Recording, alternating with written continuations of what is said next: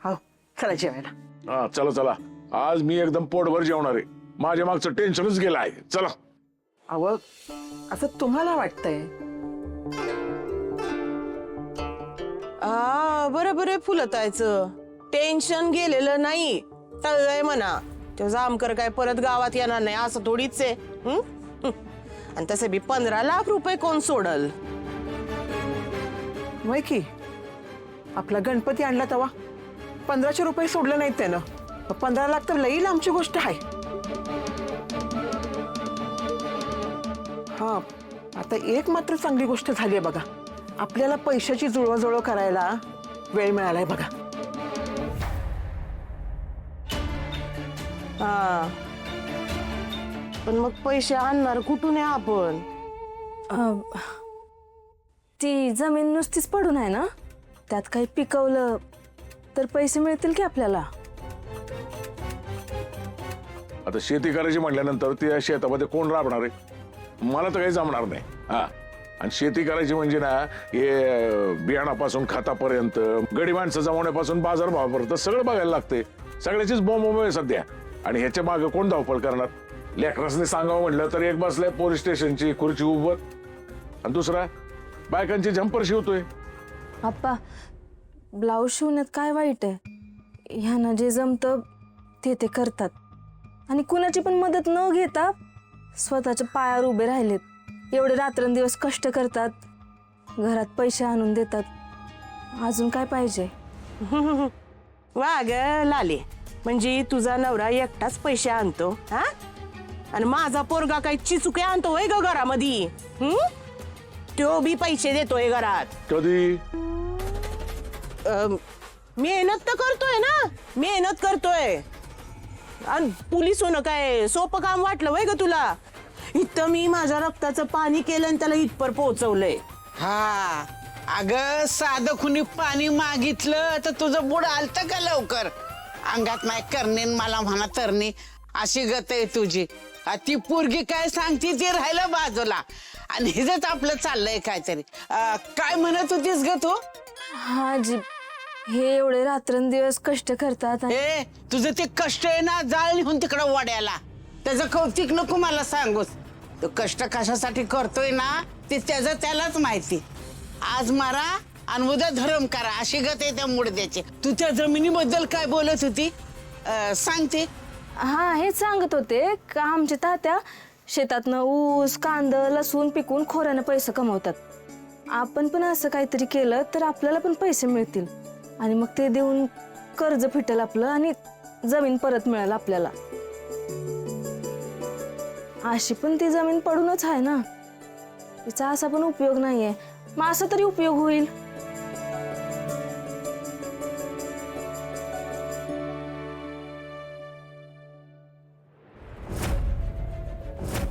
समजलं मला किती आदर करतेस तू माझा. आता तुला मुंबईला यायचं तर ये, नाही तर नको येऊ, पण आजपासून आपला संबंध संपला. अहो नाही म्हणजे इथं गाड्याला नीट धंदा करायची ना, आणि तुम्ही तर बाय माणूस, तुम्ही काय करणार?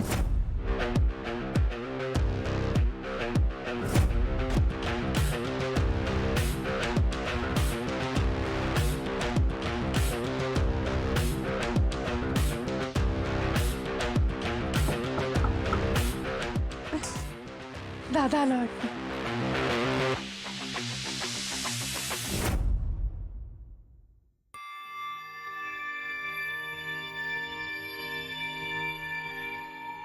गोपाळजी बोला ना. हा बाप्पाचा प्रसाद घेऊन आलाय. आवाज विसर्जन मिरवणूक होती ना, तर बाप्पाने जाताना सगळ्याला शुभ आशीर्वाद देऊन गेला. आता आशीर्वाद म्हणून मी बाप्पाचा प्रसाद आणलाय. अरे तुम्ही आत या ना. हा हे काय झालं, चेहरा का पडला असा? अच्छा, तुमचा दादा चिडून रागावून इथून निघून गेलाय, ह्याचं टेन्शन आलंय ना. गोपाळजी, आपण आपल्या आयुष्यात स्वतःची ओळख निर्माण करत असताना आपलीच माणसं आपल्यापासून का तुटत जातात हो? का तुटत जातात? कारण हे सगळं नवं असतं ना त्यांच्यासाठी. आपण हे कसं स्वीकारायचं? जी वाट धरली ती योग्य आहे, चुकीची आहे? जिथं पाऊल टाकतोय ते कसं पडणार आहे? तिथं काय चुकीचं तर घडणार नाही ना?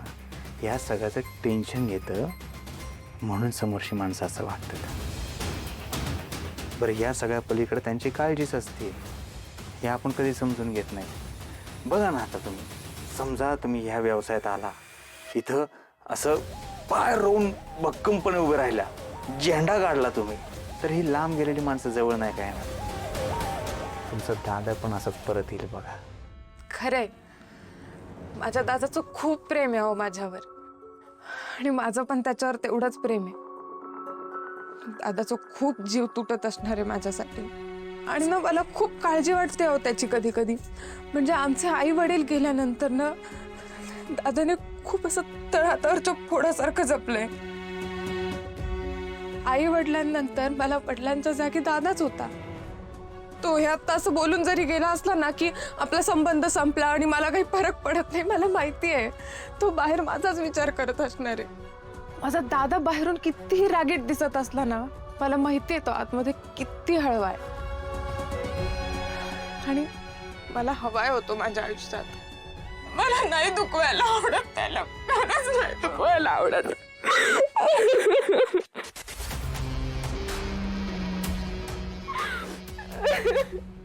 मी मुद्दामून नाही करतो हे सगळं.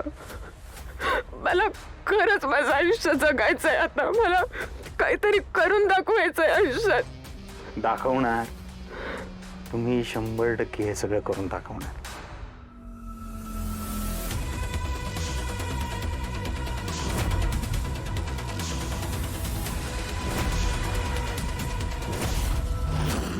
ए पुरी, शेती करूया बोलणंच लय सोपं आहे. हा, पण शेती करणं म्हणजे काय खाऊ नये? हा, लय मेहनत करावी लागते, मातीत उतरावं लागतं, आधीच पैसे टाकावे लागतात, आणि एवढं बी करून ना पाऊस पाणी आणि बाजारभाव याच्यावर अवलंबून राहावं लागतं.